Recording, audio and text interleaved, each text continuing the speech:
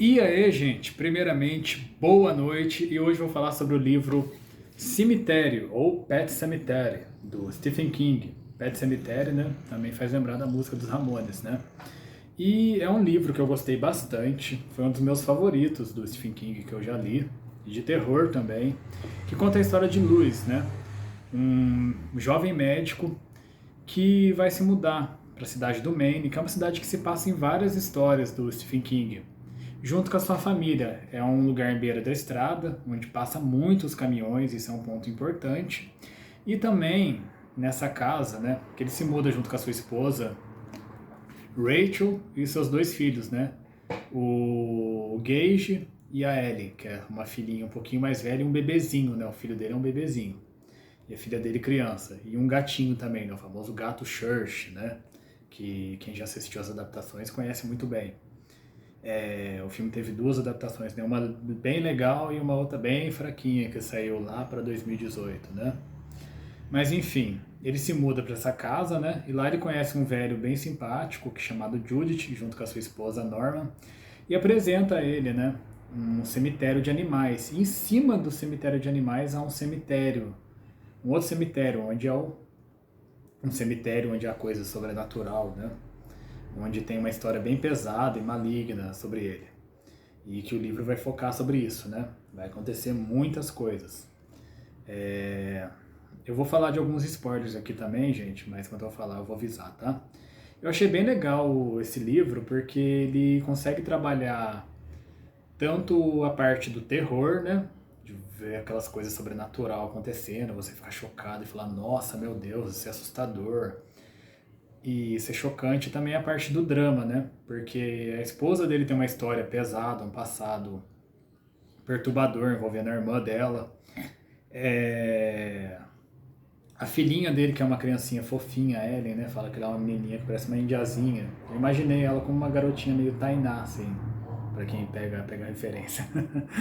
Mas ela tem todo aquele carinho pelo gato dela, né? E tem medo de perder e fica falando pro pai dela, ai pai, eu não quero que o meu gatinho morra, eu não vou saber lidar com isso, e ela fica com esse papo de morte com o pai dela. Tanto que o pai dela castra o gato Church, né? E uma coisa aqui, né, que ele tá até aqui na capa, o gatinho vai ser o primeiro personagem, né, a ser enterrado nesse cemitério, onde ele vai voltar, né? Ele vai voltar de um jeito não tão legal, assim, né? Vai voltar meio esquisito, fazendo umas coisas estranhas. E esse cemitério é apresentado pelo próprio Judith, né? Depois que acontece a morte, né? Isso dá um spoiler pequeno do gato Church, o Judith apresenta o cemitério pro Luiz. E daí ele enterra o gato lá. Tem até uma história do passado do Judith que ele fala que ele enterrou o cachorro dele lá e o cachorro dele voltou, só que voltou de uma forma estranha, ele morreu atropelado, ele agia de uma forma estranha, era agressivo com com a mãe dele. Ele tinha uma cicatriz que era profunda, que era um negócio assim, que fechou depois que ele voltou, só que ele voltou estranho, agressivo, agindo de forma não tão normal assim, né? Que é uma coisa bizarra, né? Você trazer um ser de volta à vida. O livro tem uma parte também, no comecinho, bem tensa, onde o Victor está no seu primeiro dia de trabalho, né? Como médico na universidade, né? Ele é um jovem médico que trabalha numa universidade. E um jovem, né, chamado Pascal, é, Victor, Victor Pascal, ele foi atropelado por um ônibus, né? Ele era um personal trainer e ele aparece com metade do cérebro assim para fora, assim, desmaiado, inconsciente, os médicos carregando ele. E ele tenta salvar esse Pascal, mas não consegue. E o corpo do Pascal tenta falar alguma coisa para ele também no antes de morrer, mas ele acha que foi só um espasmo, que foi um último suspiro. Mas depois o Judith ele chega, o Judith não, o Luiz, desculpa, ele chega a sonhar com esse Pascal falando para ele não ultrapassar o cemitério de animais, né? Que tem o cemitério de animais, né? Que é o cemitério normal, onde as criancinhas enterram, é um cemitério bem antigo, os bichinhos, né? E tem o cemitério lá de cima, né? Onde que o Luiz acaba enterrando o Church e o Church acaba voltando, né? Quando ele enterra o Church lá, o Church, ele está, a esposa dele, né, a Ellen, a esposa dele, a filhinha dele, estavam viajando, né, acho que estavam na casa do avô. Um avô, né, que o Luiz não tem um passado muito bom, como o livro fala, ele não tem um passado muito bom com o sogro dele. Daí ele enterra o Church lá, né, ele pelo telefone fala que o Church tá bem, né, mas na verdade ele enterrou pro gatinho voltar a zumbi, né. Um bom mentiroso ele. Mas enfim, o Pascal tenta avisar ele, mas mesmo assim ele acaba fazendo. O cabuloso é que quando ele sonha com o Pascal, né, ele acha que foi só um sonho, mas não é um sonho. Não foi um sonho. Ele acorda sujo de terra, porque nesse sonho, entre aspas, né, ele andou até o cemitério. O Pascal levou ele até lá, né? Ele tava com a mesma aparência que ele tava na faculdade, né? Fala que ele é um cara bronzeado, loiro e um porte atlético, né? Eles usam um short de corrida e um moletom também de academia. No primeiro filme é bem adaptada a aparência dele, tirando o fato de ser bem bronzeado. E ele continua também com o cérebro para fora. Só que ele é um espírito bonzinho, né? Ele quer ajudar, né? Já que ele tentou salvar a vida dele, o Victor vai tentar salvar a vida dele também. Ele acorda sujo de terra, então ele vê que aquilo não foi um sonho, aquilo foi real. E mesmo com todas essas mensagens, ele pergunta e pede ajuda pro Judith, né? Pra ir no Pet Cemetery. E, gente, agora eu vou entrar um pouquinho nos spoilers, que nenhum filme adaptou uma coisa que é bem legal no livro, chega a citar no segundo filme, que é a coisa do Endigo, né? Do Endigo ser dono dessa floresta amaldiçoada, né? Desse cemitério amaldiçoado, né? Um cemitério indígena amaldiçoado. Que Endigo é aquela lenda, né? Que quem já assistiu Sobrenatural já viu também Endigo, lá no segundo episódio da primeira temporada, que é um ser que passou muita fome na floresta, né, e começou a comer carne humana e virou uma entidade. Aí no livro o Endigo ele chega a aparecer lá no finalzinho e é citado também sobre ele trazer as criaturas de volta à vida, ele tem envolvimento nisso.